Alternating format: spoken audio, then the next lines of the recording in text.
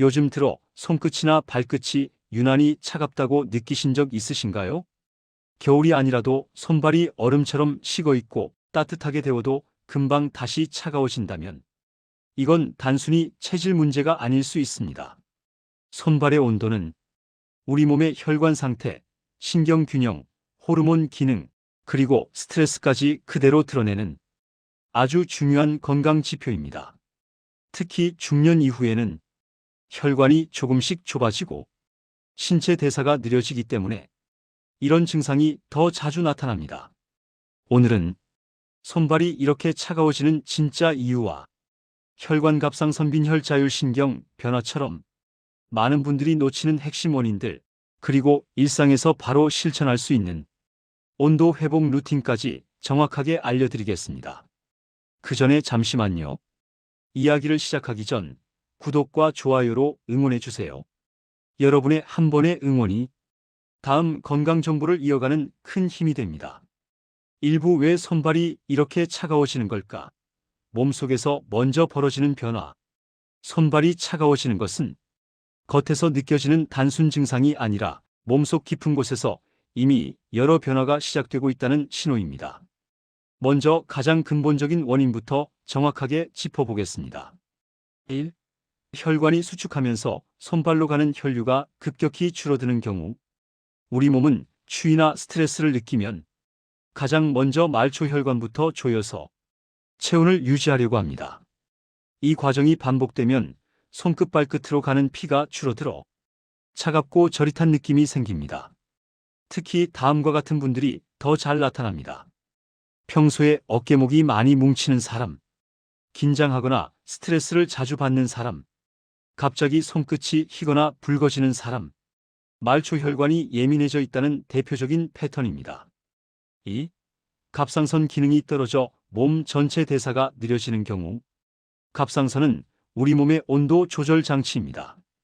이 기능이 조금만 떨어져도 전신 대사가 느려지고 체온 유지 능력이 급격히 떨어집니다. 이럴 때 나타나는 신호는 다음과 같습니다. 추위를 유난히 많이 탐, 쉽게 피로함, 체중 증가, 얼굴이나 다리 붓기, 특히 중년 여성에게서 더 자주 나타나는 원인입니다. 3. 빈혈이나 철분 부족으로 손발 끝에 산소 공급이 떨어지는 경우, 피는 따뜻함을 옮기는 역할도 하지만 산소를 전달하는 역할이 더 중요합니다. 빈혈이 있으면 손발 끝까지 산소가 충분히 전달되지 않기 때문에 차갑고 힘이 빠지는 느낌이 반복됩니다. 다음 증상과 함께라면 의심해 볼 필요가 있습니다. 조금만 걸어도 숨이 참, 어지러움, 피부가 창백함, 손톱이 약해짐, 특히 여성에게 흔합니다. 4. 자율신경이 불안정할 때 손발이 가장 먼저 차가워진다. 스트레스나 불안이 쌓이면 교감신경이 과도하게 활성화됩니다. 그러면 몸은 긴장 모드로 들어가고 손발 혈관부터 수축하기 시작합니다. 이럴 때 나타나는 패턴은 다음과 같습니다. 손발이 차고 땀이 남, 가끔 심장이 빨리 뛴, 이유 없이 어깨가 딱딱하게 굳음, 식사 후 답답함이나 더부룩함 동반, 순환 문제와 신경 문제가 함께 있는 경우입니다. 5.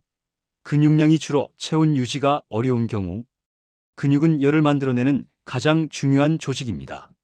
나이가 들수록 근육량이 감소하고 기초 체온이 떨어지며 손발이 쉽게 차가워집니다.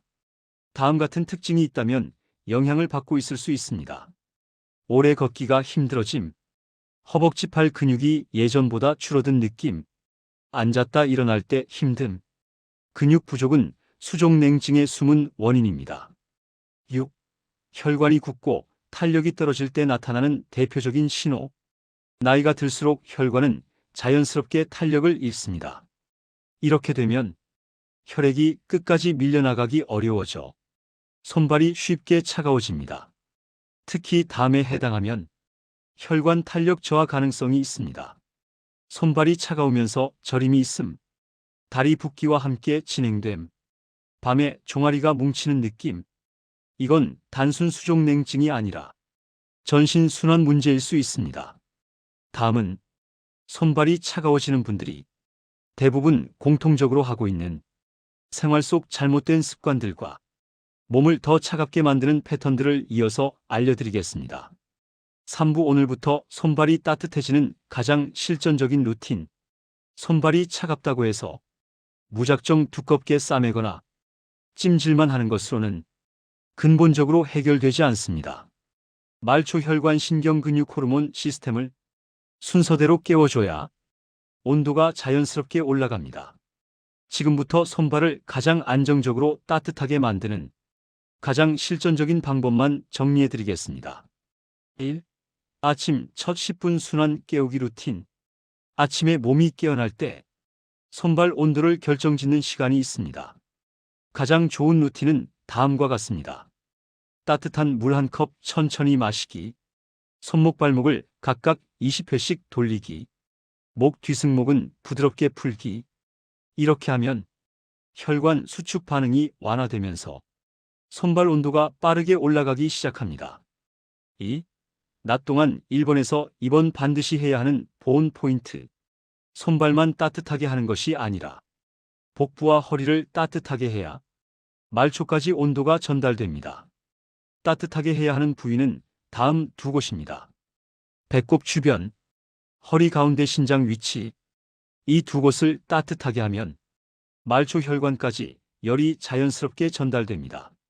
3. 손발을 직접 데우는 것보다 팔종아리 먼저 데우기. 손발만 따뜻하게 하는 것보다 팔꿈치 아래 종아리를 데우는 것이 순환에 훨씬 효과적입니다. 특히 다음 방법이 좋습니다. 따뜻한 수건을 팔 아래부터 감싸기. 종아리를 1분간 양쪽 손바닥으로 감싸기. 무릎 뒤 오금 부위를 30초 눌러주기. 팔다리의 큰 근육이 먼저 따뜻해지면 손발은 자연스럽게 따라 따뜻해집니다. 4. 식사 전 루틴. 손발이 차가운 사람에게 특히 중요. 식사 후 손발이 더 차가워지는 분들은 식사 전에 다음 루틴을 해주세요. 손 비비기. 발가락을 10회씩 가볍게 구부렸다 펴기. 아랫배를 10초간 따뜻하게 감싸기. 식사 전에 혈류를 분산해 놓으면 말초 온도가 떨어지는 폭이 훨씬 줄어듭니다. 5. 자기 전 체온 올리기 루틴. 취침 직전 체온이 내려가면 밤새 손발이 얼음처럼 차가워집니다. 자기 전 가장 좋은 루틴은 다음과 같습니다. 따뜻한 물 또는 보리차 한두 모금. 손목 발목 스트레칭. 발바닥 가운데 용천혈 10초 눌러주기. 이렇게 하면 밤 동안 체온 유지가 훨씬 쉬워지고 새벽에 손발이 차가워지는 현상도 줄어듭니다. 6. 하루 10분만 투자하는 전신 순환 루틴. 정말 효과가 큰 단 3가지 동작입니다. 제자리 걷기 3분, 종아리 스트레칭 3분, 어깨 승모근 스트레칭 3분. 이 루틴은 혈류 순환, 체온 조절, 근육 활성화 3가지를 동시에 개선합니다. 7. 따뜻한 음식 습관이 손발 온도를 바꾼다. 손발이 차가운 분들에게 특히 좋은 음식 패턴은 다음과 같습니다. 아침은 미지근한 국물류. 식사는 너무 차갑게 먹지 않기. 간식은 따뜻한 차와 함께 먹기. 물은 조금씩 자주 마시기. 이 패턴만 지켜도 체온이 일정하게 유지되면서 손발 온도가 크게 변하지 않습니다. 다음은 손발이 차가운 분들이 가장 궁금해하는 부분, 바로 어떤 경우 반드시 병원에서 점검해야 하는지, 그리고 수족 냉증과 혼동하기 쉬운 위험 신호들을 정확히 짚어드리겠습니다. 4부 손발이 차가워지는 것만으로도 위험 신호가 될 수 있는 상황. 수족 냉증은 대부분 생활 습관과 순환 문제지만 일부 경우에는 숨은 질환의 초기 신호일 수 있습니다. 특히 중년 이후에는 이 구분이 매우 중요합니다. 지금부터 이런 경우는 절대로 넘기면 안 된다는 신호만 정확하고 쉽게 설명드리겠습니다. 1. 손발이 차갑고 저림쥐 무감각이 함께 나타나는 경우. 이 조합은 단순 수족 냉증이 아닙니다. 다음 문제를 의심해야 합니다. 말초신경 손상, 초기 당뇨성 신경병증, 손목 터널 증후군, 혈관 협착. 특히 밤에 더 저리거나 손발이 갑자기 무감각해지는 순간이 있다면 반드시 점검해야 합니다. 2. 한쪽 손이나 한쪽 발만 유난히 차갑고 오래 지속될 때, 양쪽이 아니라 한쪽만 유독 차갑다면 혈관 쪽 원인 가능성이 높습니다. 예를 들면 다리 동맥이 부분적으로 좁아진 경우, 혈전 가능성, 혈액 흐름이 비대칭적으로 막힌 상태, 왼발은 따뜻한데 오른발만 얼음 같다. 이런 경우는 특히 주의해야 합니다. 3. 손발이 차가우면서 얼굴 창백어지러움이 함께 있을 때, 이 조합은 빈혈이나 저혈압에서 흔히 나타납니다. 특히 다음 증상과 함께라면 더 주의가 필요합니다. 계단만 올라가도 숨이 참, 머리가 자주 띵함, 쉽게 피곤함, 손톱이 약해지고 하얗게 됨. 이건 순환 부족이 아니라 몸 전체 산소 공급이 줄어든 신호입니다. 4. 손발이 차가우면서 살 빠진 피로붓기가 있을 때, 이건 갑상선 기능 저하증에서 자주 나타납니다. 특히 다음과 같은 패턴이면 가능성이 높습니다.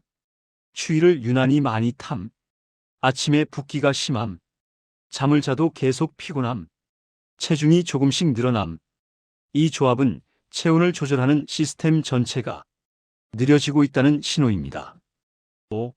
손발이 차가우면서 가슴 두근거림이 함께할 때, 이 패턴은 순환 문제, 신경 문제, 호르몬 변화, 세 가지가 동시에 겹쳐 있는 경우입니다. 다음 증상이 반복되면 점검이 필요합니다. 식사 후 심장이 빨리 뛴, 스트레스 받으면 손발이 더 차가워짐, 손발 차가움과 불안감이 함께 옴. 이 조합은 자율신경이 많이 불안정해진 상태입니다. 6. 손발이 차갑고 밤이 되면 더 심해지는 경우, 이는 말초 순환 저하와 관련이 깊습니다. 특히 다음 신호가 있다면 더욱 주의해야 합니다. 밤에 종아리발이 뭉침, 자다가 다리가 저려서 깸, 아침에 일어났을 때 발바닥이 무거움. 이는 혈관이 굳기 시작했을 때 흔히 나타나는 패턴입니다. 7. 손발이 차가워지는 시기가 갑자기 시작된 경우, 원래는 멀쩡했는데 최근 몇 주 사이 갑자기 차가워졌다면 이런 문제를 점검해야 합니다. 갑상선 문제, 급격한 체중 감소, 스트레스 우울감 증가, 빈혈 악화, 혈관 협착 초기, 특히 중년 이후라면 평소와 다른 급격한 변화는 반드시 체크해야 합니다. 핵심 요약: 손발 차가움 자체는 큰 문제 아닐 수 있지만 다른 증상과 함께 나타나면 위험 신호, 저림무 감각 한쪽만 차가움은 혈관 신호, 어지러움 창백함은 빈혈 신호, 살 빠진 피로는 갑상선 신호, 밤에 심해지는 경우는 말초 순환 문제 가능성, 갑작스러운 변화는 반드시 점검 필요. 다음은 손발이 차가운 분들이 가장 궁금해하는 생활 속에서 따뜻함을 오래 유지하는 방법, 그리고 식사운동 생활 습관의 최종 정리를 안내드리겠습니다. 5부 따뜻함을 오래 유지하는 가장 현실적인 생활 루틴 정리. 손발이 차가운 분들이 가장 어려워하는 점은 따뜻해지긴 하는데 오래 못 간다는 부분입니다. 순간적으로 따뜻해지는 건 누구나 쉽게 만들 수 있지만 온도를 유지하는 건 완전히 다른 문제입니다. 오늘은 따뜻함을 오래 유지하는 데 가장 효과적인 루틴만 핵심적으로 정리해 드리겠습니다. 1. 체온을 오래 유지하려면 하체 온도가 핵심. 손발 온도는 하체 근육의 혈류에 따라 크게 달라집니다. 특히 다음 두 부위가 가장 중요합니다. 종아리, 허벅지 앞쪽 근육. 이 두 부위가 따뜻하면 손발 온도는 자연스럽게 오래 유지됩니다. 가장 쉬운 방법은 다음과 같습니다. 하루 3분 제자리 걷기, 앉은 상태에서 발끝 당기기 20회, 종아리 좌우 흔들기 30초. 작아 보이지만 효과는 매우 큽니다. 2. 옷을 입을 때 상체보다 하체를 먼저 챙기기. 많은 분들이 상체만 두껍게 입고 하체는 얇게 입어서 손발이 계속 차가워지는 경우가 많습니다. 온도 유지의 좋은 방식은 다음입니다. 상체 두께 1, 하체 두께 2. 특히 배허리 엉덩이 종아리 라인 보온이 중요합니다. 여기가 따뜻해야 손발 온도가 오래 유지됩니다. 3. 물 마실 때 미지근한 물을 자주 조금씩. 물을 한 번에 많이 마시면 체온이 떨어지고 손발 온도가 다시 내려갑니다. 가장 좋은 패턴은 한 번에 적은 양, 미지근한 온도로 30분 간격으로 천천히 이렇게 마시면 체온이 안정적으로 유지됩니다. 4. 따뜻함을 오래 유지시키는 3가지 음식 습관. 식습관이 체온 유지에 큰 영향을 줍니다. 특히 다음 패턴이 효과적입니다.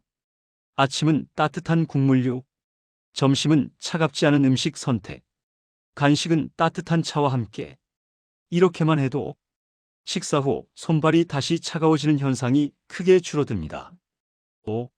스트레스를 줄이면 손발 온도는 자연스럽게 올라간다.